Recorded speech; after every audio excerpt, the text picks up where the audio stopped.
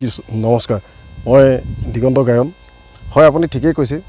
মই শিৱসাগৰ জিলা পৰিবহণ বিষয়াৰ এনফৰ্চমেণ্ট চেকাৰৰ চাকৰি কৰোঁ।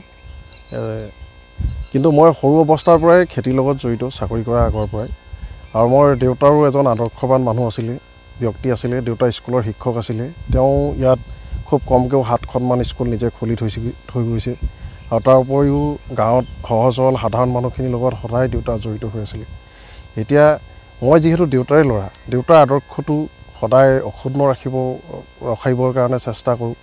আৰু সেইকাৰণে এই খেতিৰ লগত সদায় জড়িত। কাৰণ আজি যুৱ প্ৰজন্মৰ যি চাকৰিমুখী হৈছে, আজি সেই চাকৰিমুখী হোৱাতকৈ যদি আমি কষ্ট কৰি খেতিত কৰিব পাৰোঁ, তেতিয়াহ'লে ইয়াৰ যোগেদিও যে মানুহ সংস্থাপন হ'ব পাৰে, সেইটো এটা নিদৰ্শন।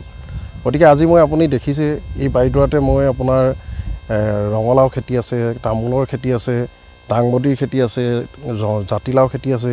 খুব আগতীয়াকৈ যদি আমি ফচল বজাৰলৈ উলিয়াই দিব পাৰোঁ, তেতিয়াহ'লে ইয়াত ভাল পইচা পোৱা যায়। মই নভুঁইও পাতোঁ। মই তেতিয়া যোৱাবাৰ তাৰ আগৰ বছৰ নভুঁই পাতোঁতেও তেনেকৈ আহিছে। মোৰ পৰম শ্ৰদ্ধাৰ শিল্পী মহেন্দ্ৰ হাজৰিকাদেৱো আহিছে। তেখেত আহিলেতো তেখেতৰ লগতো আমি নভুঁই এটা ভাল পৰিৱেশ উপভোগ কৰিছোঁ। খোৱা বহি এইবোৰ যিবোৰ আমাৰ অসমীয়াৰ সংস্কৃতি, এই সংস্কৃতিবোৰ জীয়াই ৰাখিব পৰাটো আমাৰ অসমীয়াৰ স্বাভিমান।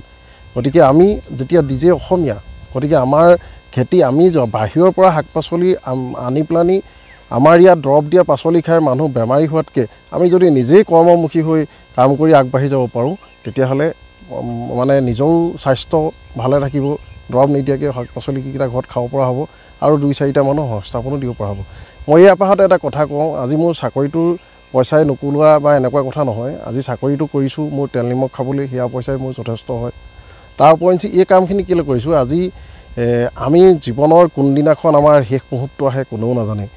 আজিৰ দিনটো আমাৰ কাৰণে শেষ দিন হ'ব পাৰে, কিন্তু এই শেষ দিনৰ আগমুহূৰ্তত সংস্থাপন দিব যদি পাৰোঁ, আজি বাহিৰলৈ নগৈ কাম কৰিবলৈ, আজি বাংগালোৰ, ৰাজস্থান এনেকুৱাত যদি কাম কৰিবলৈ মানুহ নগৈ পেলানি আমি নিজেই থলুৱাভাৱে উদ্যোগ সৃষ্টি কৰিব পাৰোঁ, ইয়াৰ যোগেদি যদি কৰ্মসংস্থাপন আমি ল'ৰাক দিব পাৰোঁ, তেতিয়াহ'লে সেইটো চিন থাকি যাব। তাৰমানে মই মাত্ৰ ভগৱন্তই আমাক কামখিনি কৰিবৰ কাৰণে মনত এটা মনস্থ হৈছোঁ কাৰণে ইয়াত যিখিনি কৰ্মচাৰী নিয়োগ কৰিছোঁ, ইয়াত আপোনাৰ 16জনমান মানুহ আছে। 16টামান পৰিয়ালৰ মানুহে ইয়াত কাম কৰে আৰু সিহঁতেও চলি আছে আৰু আমি কৰিছোঁ আৰু দিয়কচোন। এতিয়া জাতিলাও আছে, জাতিলাও বিক্ৰী কৰি আছোঁ। দাংবডী বিক্ৰী কৰি আছোঁ, আপুনি দেখিছেই। বেঙেনাও বিক্ৰী কৰিছোঁ। আকৌ আপোনাৰ বাকী ৰঙালাও লাগু আৰু লাগি আছে, কলি আপুনি দেখিছে অলপ ডাঙৰ অহা সপ্তাহমানত ৰঙালাও ওলাব লাগে। তেনেকৈ আৰু জলকীয়াও আছে। এতিয়া মই বীজ জলকীয়া আপোনাৰ 3000ৰ ওপৰত বীজ জলকীয়া পুলি ৰুবৰ কাৰণে চিন্তা কৰিছোঁ। বীজ জলকীয়াৰ গাঁত খান্দি থকা হৈছে। তামোল লগাই থৈছোঁ। তামোলটো এতিয়া এইবাৰ এবছৰ হোৱাই নাই, 7 মাহ হৈছে তামোল লগোৱা। তামোল আপোনাৰ 700 পুলি তামোলৰ লগাই থোৱা আছে। ইয়াত আপোনাৰ তামোলৰ মাজে মাজে এজোপা কাজি নেমু ৰোৱা আছে। 250 জোপাৰ ওপৰত কাজি নেমু আছে। চন্দনো ৰুইছোঁ, বগা চন্দন 150মান বগা চন্দন আছে। ঠিক তেনেকেই আৰু আপোনাৰ দাংবডী দেখিছেই, জাতিলাও আছে।